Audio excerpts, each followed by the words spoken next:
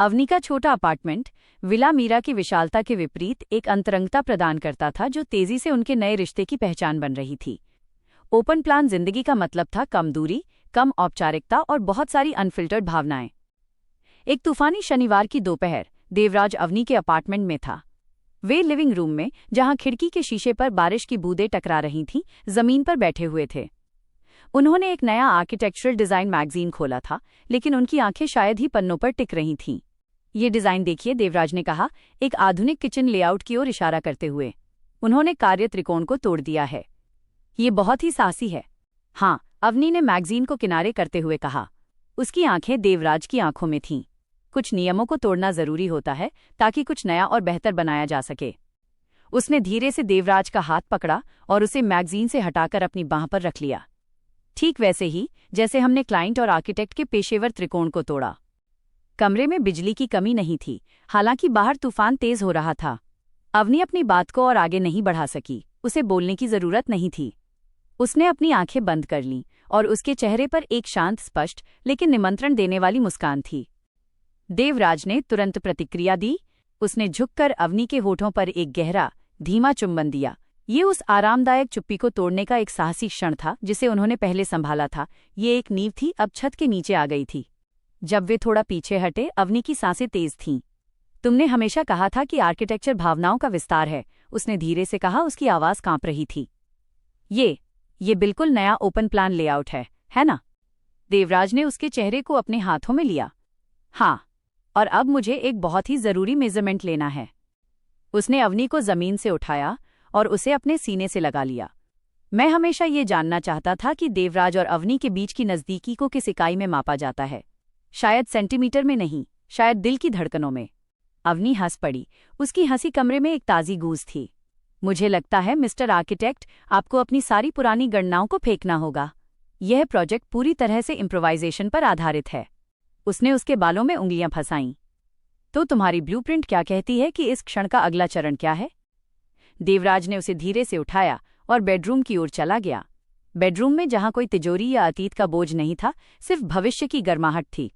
अगला चरण, उसने फुसफुसाते हुए कहा, सिर्फ ये पता लगाना है कि इस नई खुली जगह में हम कहाँ फिट होते हैं। बाहर बारिश शांत होने लगी और अंदर देवराज और अवनी ने विला मीरा की स्वतंत्रता के उस सबसे निजी और रोमांचक चरण की नींव रखी। वे अब सिर्फ सहकर्मी नहीं थे, वे एक दूसरे के जीवन के सबसे साहसी और सुंदर डिजाइनर थे। समय बीतता गया और देवराज तथा अवनी का रिश्ता उस तरह से मजबूत होता गया जैसे एक अनुभवी आर्किटेक्ट नींव में सर्वोत्तम कंक्रीट का उपयोग करता है। उनकी नज़दीकी अब केवल जुनून तक सीमित नहीं थी, ये एक गहरा भावनात्मक समर्थन बन गई थी, जिसे आर्किटेक्चर की भाषा में इमोशनल लोड बेयरिंग वॉल कहा जा सकता था। एक रात विला मीरा में, जिसे अब देवराज ने पूरी तरह से अपना घर बना लिया था, वे छत के उस खुले हिस्से के नीचे बैठे थे जहां से पहले चांदनी बेसमेंट में आती थी। अब वे तारों को खुली हवा में देख रहे थे। अवनी ने देवराज के कंधे पर सिर रखा था। जब मैं पहली बार इस छत को डिजाइन कर रही थी तो मेरा लक्ष्य सिर्फ प्रकाश लाना था। मैंने कभी नहीं सोचा था कि ये खुलेपन की भावना हमारे रिश्ते के लिए भी एक प्रतीक बन जाएगी। देवराज ने धीरे से उसकी उंगलियों को सहलाया। तुमने सिर्फ प्रकाश नहीं लाया अवनी, तुमने गर्मी लाई। उसने अवनी की ओर मुड़ते हुए कहा, याद है जब हम उस पुरानी तिजोरी के बारे में बात कर रहे थे? हम सोचते थे कि उसके अंदर की सबसे कीमती चीज क्या होगी, तलवार या कोई दस्तावेज? अवनी मुस्कुराई। हाँ, और मैं तब भी तुम्हें चिढ़ाती थी कि ये सिर्फ एक खाली जगह है जो हमें खुद अपनी कहानी भरने के लिए कह रही है। देवराज ने उसकी आंखों में देखा और उसकी आवाज गहरी हो गई। मैंने अब जान लिया है कि मेरी सबसे कीमती चीज क्या है अवनी। उसने धीरे से उसकी कमर पर हाथ रखा। ये है वो भरोसा, वो ओपन प्लान भावना जिसे तुमने मेरे दिल में डिजाइन किया है, वो आत्मविश्वास जो तुम मुझे हर रात महसूस कराती हो। उसने धीरे से कहा, हर बार जब हम साथ होते हैं मुझे लगता है कि हम एक इमोशनल लोड बेयरिंग वॉल को मजबूत कर रहे हैं। कोई रहस्य नहीं, कोई छिपी हुई जगह नहीं, बस शुद्ध अटूट समर्थन। अवनी के चेहरे पर एक भावुकता भरी चमक थी। तो तुम कह रहे हो कि हमारा रिश्ता स्ट्रक्चरली साउंड है? अत्यधिक साउंड, देवराज ने जवाब दिया। उसने झुककर उसे जोर से लेकिन धीरे से चूमा। ये चुंबन एक प्रतिज्ञा थी, एक ऐसी नींव का वादा जो कभी नहीं टूटेगी। आज रात अवनी ने उसकी बाहों में फुसफुसाते हुए कहा, मैं नहीं चाहती कि हम यहाँ तारों को देखें। देवराज ने उत्सुकता से उसकी ओर देखा। तो क्या विला मीरा का अगला डिजाइन क्या है? अवनी की आंखें जुनून से भरी थीं। आज रात हम बेसमेंट में वापस जाएंगे। देवराज चौंक गया। वहां पर अब वो तो स्वतंत्रता लाउंज है, हमारा सबसे आरामदायक कोना। अवनी ने जोर से हंसकर उसे सीढ़ियों की ओर खींच लिया। हम वहां आज़ादी की भावना का जश्न मनाएंगे, देवराज। उस जगह पर जहां उदासी और बेचैनी थी, हम हमारी खुशी और जुनून को इतना मजबूत करेंगे कि अतीत की कोई भी आवाज़ दोबारा ना उठे। हम उस स्वतंत्रता लाउंज को एक नई मास्टर बेडरूम की तरह महसूस कराएंगे, बिना दीवारों के। जब वे बेसमेंट की सीढ़ियां उतर रहे थे तो ठंडी पुरानी हवा अब गर्माहट से भर गई थी, जो केवल उनके साझा जुनून से उत्पन्न हो सकती थी। वे उस जगह पर थे जहां उनके रहस्यों का जन्म हुआ था, और अब वे उस जगह को अपने सबसे साहसी और प्रेमपूर्ण पुनर्निर्माण से पूरी तरह से स्वतंत्र कर रहे थे। बेसमेंट में कदम रखते ही देवराज ने महसूस किया कि ये जगह अब पहले जैसी नहीं थी। स्वतंत्रता लाउंज की ठंडी ईंटों और ठोस दीवारों ने अब एक गहन निजी गर्माहट का अनुभव कराना शुरू कर दिया था।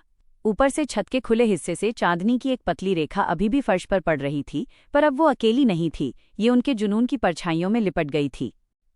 अवनी ने उस पुरानी लकड़ी की मेज को छुआ जहां कभी टूटे हुए संगीत बॉक्स की उदासी थी और अब उनकी चाय के कप रखे जाते थे। ये जगह अब अतीत की गूंज नहीं सुनाती, उसने फुसफुसाते हुए कहा। अब ये सिर्फ हमारे बारे में है। देवराज ने उसे धीरे से अपनी ओर खींचा। तुमने इस जगह को एक मंदिर में बदल दिया है, अवनी, एक ऐसी जगह जहां मेरा दिल आखिरकार शांति और खुशी पा सका। उसने अवनी को ऊपर उठाया और मेज पर हल्के से बिठाया। अब वो मेज, जो कभी सिर्फ एक कार्यशील सतह थी, उनके नए रिश्ते का केंद्र बन गई थी। आज रात, अवनी ने उसकी आंखों में देखते हुए कहा। उसकी आवाज में एक निमंत्रण था जो किसी भी आर्किटेक्चरल डिजाइन से ज्यादा लुभावना था। हम इस बेसमेंट को संरचनात्मक ईमानदारी का असली अर्थ सिखाएंगे। देवराज ने उसके चेहरे को अपनी हथेलियों में लिया। ईमानदारी? हाँ, अवनी ने गहरी सांस ली। एक दूसरे के लिए पूरी तरह से खुली और अटूट होना। हर दीवार को गिराना जो कभी हमारे बीच थी, पेशेवर सीमाएं, भय और अतीत की परछाइयां। उसने अपना हाथ देवराज की गर्दन के पीछे ले जाकर उसे और नजदीक खींच लिया। उनका अगला चुंबन जोरदार, मांगने वाला और पूर्णता से भरा था, जैसे दो नदी धाराएं एक हो गई हों। उस चुंबन में उनकी सारी साझा यात्रा थी, बेसमेंट की उदासी, तलवार की खोज का रोमांच और एक दूसरे के लिए विकसित होता हुआ प्रेम। कपड़ों की परतें धीरे धीरे हट गईं। अवनी की त्वचा चांदनी में दमक रही थी और देवराज ने उसे पूजा की दृष्टि से देखा। उसके शरीर का हर वक्र, हर रेखा उसके लिए एक सुंदर निजी नक्शे जैसा था, वो डिजाइन जिसे वो जीवन भर तलाश रहा था।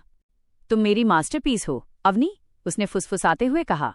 मेरी सबसे साहसी और सबसे प्यारी रचना, अवनी ने उसकी ओर खींचते हुए कहा। और तुम वो हो जिसने मुझे सिखाया कि मुझे अपने अंदर की जगह को छिपाना नहीं चाहिए। जब वे बेसमेंट के फर्श पर एक हुए तो विला मीरा का अतीत पूरी तरह से मौन हो गया।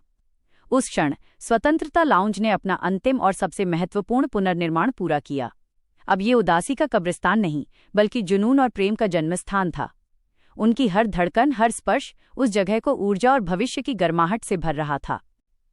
उन्होंने न केवल एक घर को ठीक किया था, उन्होंने एक ऐसी आत्मा को पाया था जो बेसमेंट की तिजोरी में नहीं, बल्कि एक दूसरे के अटूट आलिंगन में छिपी हुई थी। ये आपके लिए अगला बोल्ड और रोमांटिक भाग है। अब जब उन्होंने अपने भावनात्मक और शारीरिक बंधन को इस तरह मजबूत कर लिया है। स्वतंत्रता लाउंज में बीती वो रात देवराज और अवनी के लिए सिर्फ एक रोमांटिक क्षण नहीं थी, ये उनके रिश्ते का कंक्रीट क्यूरिंग थी, वो प्रक्रिया जो नींव को अटूट रूप से मजबूत करती है। अगली सुबह जब हल्की धूप खिड़की से झांक रही थी, वे विला मीरा के मास्टर बेडरूम में एक साथ जागे। कमरा शांत था, लेकिन उनके बीच की ऊर्जा जबरदस्त थी। देवराज ने करवट ली और अवनी को अपनी बाहों में भर लिया। उसने अवनी की खुली पीठ पर धीरे से अपनी उंगलियां फिराईं, जैसे वो उसकी त्वचा पर एक अदृश्य डिजाइन को ट्रेस कर रहा हो। मुझे अब भी विश्वास नहीं होता, देवराज ने फुसफुसाया। हम उस बेसमेंट में गए जहां अतीत की सारी उदासी दफन थी, और हमने वहां हमारे भविष्य को बुना। अवनी ने घूमकर उसके सीने पर अपना सिर टिकाया। बेसमेंट का पुनर्निर्माण मेरी सबसे बड़ी पेशेवर चुनौती थी, लेकिन तुम्हें ये दिखाने का साहस करना कि मैं तुम्हारे लिए क्या महसूस करती हूँ, मेरी सबसे बड़ी व्यक्तिगत चुनौती थी। देवराज ने उसकी ठोड़ी ऊपर उठाई, उसकी आंखों में उस प्यार को देखा जो अब किसी भी तिजोरी में छिपाया नहीं जा सकता था। और तुमने उसे एक शानदार सफलता में बदल दिया। तुम सिर्फ मेरी आर्किटेक्ट नहीं हो, तुम मेरी संरचनात्मक अखंडता हो। उसने मुस्कुराते हुए जवाब दिया, और तुम मेरी स्पेशल फ्रीडम हो। तुम्हारे साथ मुझे कोई दीवार नहीं बनानी पड़ती। देवराज नीचे झुका और उसने अवनी के कंधे से गले तक एक लंबी, धीमी और भावुक चुंबन की रेखा बनाई। ये केवल एक शारीरिक क्रिया नहीं थी, ये एक गहरा भावनात्मक सत्यापन था, एक पुष्टि कि उनका रिश्ता हर कोण से मापा गया और सही पाया गया था। आज रात, देवराज ने कहा, उसकी आवाज में एक दृढ़ संकल्प था, हम वापस बेसमेंट में नहीं जाएंगे। अवनी ने उत्सुकता से पूछा। तो कहाँ? देवराज उठा, उसे अपने साथ खींचते हुए, और वे बालकनी की ओर चले गए जहां से मीरा का गार्डन दिखाई दे रहा था। आज रात उसने कहा, अपनी नजरों को गार्डन से हटाकर सीधे अवनी की आंखों में डालते हुए, हम इस घर के सबसे खुले, सबसे ज्यादा देखे जाने वाले कोने में, जहां सूरज की रोशनी सबसे ज्यादा देर तक रहती है, वहां एक डिजाइन निर्णय लेंगे। उसने अवनी को कसकर पकड़ा और एक और गहन, प्रेमपूर्ण चुंबन दिया। यह चुंबन ये घोषणा कर रहा था कि उनका प्यार अब छिपाया जाने वाला रहस्य नहीं है, यह इस घर का और उनकी जिंदगी का सबसे अटूट और सुंदर फीचर है। देवराज ने फुसफुसाते हुए कहा, हम इस घर और इस दुनिया को बताएंगे कि हम अब सिर्फ दो साथी नहीं हैं जो एक कहानी सुलझा रहे थे। हम दो आत्माएं हैं जिन्होंने एक दूसरे के लिए एक नया ब्लूप्रिंट बनाया है। उसकी आंखों में वो जुनून था जो किसी भी डिजाइन को जीवन दे सकता था। अवनी ने सहमति में सिर हिलाया। उसने उसे वापस कमरे की ओर धकेला जहां धूप की किरणें उनकी त्वचा पर पड़ रही थीं। तो मिस्टर आर्किटेक्ट, अवनी ने शरारत से कहा, क्या हम डिजाइन मीटिंग शुरू करें? मैं आपको अपनी सभी आवश्यकताओं के बारे में बताने के लिए उत्सुक हूं। देवराज और अवनी ने अपने रिश्ते को सिर्फ 4 दीवारों के भीतर नहीं रखना चाहा। उनका प्रेम ओपन प्लान था और अब समय आ गया था कि वे इसे दुनिया के सामने, खासकर अपने करीबी लोगों के सामने अनावरण करें। अगले शनिवार को देवराज ने विला मीरा में एक छोटी पार्टी रखी। ये पार्टी औपचारिक रूप से पुनर्निर्मित घर का जश्न मनाने के लिए थी, लेकिन वास्तव में ये देवराज और अवनी के नए जीवन की घोषणा थी। जैसे ही शाम ढलने लगी और मीरा का गार्डन उत्सव की रोशनी से जगमगाने लगा, अवनी और देवराज एक साथ बेसमेंट के स्वतंत्रता लाउंज में गए। यह उनका निजी अभयारण्य था और वे एक महत्वपूर्ण डिजाइन ब्रीफिंग के लिए तैयार थे। अवनी ने दीवार पर उकेरे हुए स्वतंत्रता शब्द को छुआ। जब मैंने इस जगह को पहली बार देखा था तो मैंने सोचा था कि ये उदासी से आज़ादी के लिए है। अब मुझे लगता है कि ये हम दोनों की एक दूसरे के प्रति स्वतंत्रता की घोषणा है, बिना किसी डर या बंधन के प्यार करने की आज़ादी। देवराज ने अपनी जेब से एक छोटी मखमली डिब्बी निकाली। ये डिब्बी किसी तिजोरी से कम कीमती नहीं थी, लेकिन इसका रहस्य छिपाना नहीं बल्कि प्रकट करना था। अवनी, देवराज ने कहा, उसकी आवाज में जुनून और घबराहट का एक दुर्लभ मिश्रण था, हम दोनों आर्किटेक्ट हैं। हम जानते हैं कि एक इमारत को खड़ा करने से ज्यादा जरूरी है उसकी नींव को मापना। मैंने तुम्हें मापा है, मैंने तुम्हारे सपनों को मापा है, मैंने उस खालीपन को मापा है जो तुम्हारे बिना मेरी जिंदगी में था। उसने डिब्बी खोली। अंदर एक साधारण लेकिन मजबूत प्लैटिनम की अंगूठी थी। बीच में कोई भव्य हीरा नहीं, बल्कि एक छोटा सा अटूट ओपल लगा हुआ था जो इंद्रधनुषी रंगों के साथ चमक रहा था। यह एक साधारण डिजाइन है, उसने फुसफुसाते हुए कहा। इसमें कोई जटिल नक्काशी नहीं है, क्योंकि मुझे नहीं लगता कि हमारे रिश्ते को जटिलताओं की जरूरत है। ये ओपल इसलिए क्योंकि ये हर कोण से चमकता है, ठीक वैसे ही जैसे तुम मेरी जिंदगी के हर पहलू को रोशन करती हो। उसने घुटनों पर बैठने का कोई नाटक नहीं किया, वो बस उसके सामने खड़ा रहा, उसकी आंखों में देख रहा था। ये एक सीधी साहसी मांग थी। अवनी, तुम मेरी लोड बेयरिंग वॉल हो, मैं तुम्हारे बिना संरचनात्मक रूप से असंतुलित हूं। क्या तुम मेरी जिंदगी की मास्टरपीस, मेरी ओपन प्लान जिंदगी की स्थायी पार्टनर बनोगी? क्या तुम मुझसे शादी करोगी? अवनी की आंखों में आंसू आ गए, खुशी और तीव्र प्रेम के आंसू। उसने हाँ कहने के लिए कोई शब्द नहीं लिया, बस झुककर देवराज को सबसे गहरा और सबसे पक्का चुंबन दिया जो उसने कभी उसे दिया था। ये एक हाँ था जो किसी भी औपचारिक अनुबंध से ज्यादा मजबूत था। ये सबसे अच्छा डिजाइन है देवराज, उसने फुसफुसाते हुए कहा, मेरा पसंदीदा ब्लूप्रिंट। जब वे अंगूठी पहना रहे थे तो वे उस बेसमेंट में अकेले नहीं थे। विला मीरा की हर ईंट, हर कोने, हर पुरानी याद खुशी से गूंज रही थी। वे हाथ में हाथ डालकर ऊपर गए, सीधे उस पार्टी के केंद्र में जहां लोगों ने तालियां बजानी शुरू कर दी थीं, ये जाने बिना कि उनका सबसे बड़ा उत्सव अभी बाकी है। जब वे कमरे के बीच में खड़े हुए तो देवराज ने अवनी का हाथ उठाया और जोर से घोषणा की, देवियों और सज्जनों, विला मीरा का पुनर्निर्माण पूरा हो गया है और आज रात हम एक नए प्रोजेक्ट की घोषणा करते हैं, देवराज और अवनी का अटूट गठबंधन। ये मेरी क्लाइंट और मेरी जीवनसाथी है। उसने फिर से अवनी को सबके सामने एक लंबा, साहसी और प्रेमपूर्ण चुंबन दिया, ये सुनिश्चित करते हुए कि अब कोई भी दीवार, औपचारिक या भावनात्मक, उनके बीच नहीं खड़ी होगी। उनका प्रेम अब विला मीरा का सबसे भव्य और सबसे खुला डिस्प्ले फीचर था। ये उनके रिश्ते का सबसे साहसी और निर्णायक कदम है। पार्टी खत्म हो चुकी थी। बधाई और शैंपेन की गूंज शांत हो गई थी और विला मीरा एक बार फिर देवराज और अवनी के निजी आश्रय में तब्दील हो गया था। वे अब अपने नए संरचनात्मक रूप से स्ट्रक्चरली साउंड रिश्ते की चमक में डूबे हुए थे। वे मास्टर बेडरूम में थे। अवनी ने अपनी नई ओपल अंगूठी को निहारा जो चांदनी में चमक रही थी। ये सिर्फ एक अंगूठी नहीं है, अवनी ने धीरे से कहा, ये हमारे उस पहले डिजाइन निर्णय की अंतिम सील है जो हमने बेसमेंट में लिया था कि हम अपनी जिंदगी को ओपन प्लान रखेंगे। देवराज उसके पीछे खड़ा था। उसने धीरे से उसके गले को चूमा। और ये मेरे लिए एक अनुस्मारक है कि मैंने अपनी जिंदगी के सबसे जटिल और सबसे सुंदर प्रोजेक्ट को हासिल कर लिया है। उसने अवनी को धीरे से अपनी ओर घुमाया।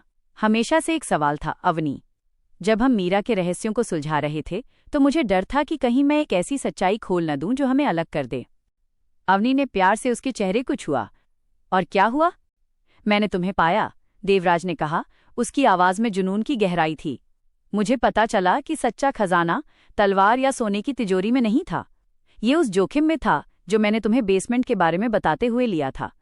वो क्षण जब तुमने मुझे सिर्फ एक क्लाइंट के रूप में नहीं बल्कि एक कहानी के रूप में देखा। उसने अवनी को बिस्तर पर हल्के से धकेल दिया और अपने शरीर से उसे सहारा दिया।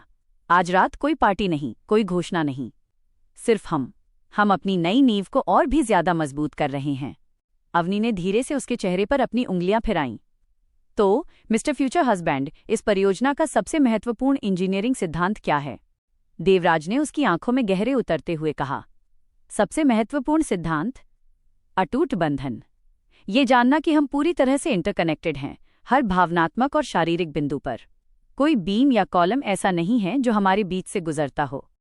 उसने अपनी बात को साबित करने के लिए झुककर उसे एक लंबा, धीमा और आत्मसमर्पित चुंबन दिया। वो चुंबन उन सभी वायदों को व्यक्त कर रहा था जो उन्होंने एक दूसरे से किए थे। एक ऐसा भविष्य जिसमें कोई अनकही बात या अस्पष्ट कोना नहीं होगा। कपड़े फिर से बाधा बन गए और जल्द ही वे एक दूसरे की बाहों में थे, जहां उनकी नजदीकी किसी भी छत या दीवार से ज्यादा सुरक्षात्मक महसूस हो रही थी। बेडरूम में जहां पहले देवराज अकेला सोता था, अब दो आत्माओं का पूर्ण और साहसी समागम हो रहा था। हर स्पर्श, हर सांस उनके नए ब्लूप्रिंट की पुष्टि थी। वे अब सिर्फ एक दूसरे से प्यार नहीं कर रहे थे, वे एक दूसरे को डिजाइन कर रहे थे। एक ऐसा साझा जीवन जिसमें अटूट विश्वास, असीम जुनून और सबसे बढ़कर एक दूसरे के प्रति पूर्ण स्वतंत्रता थी।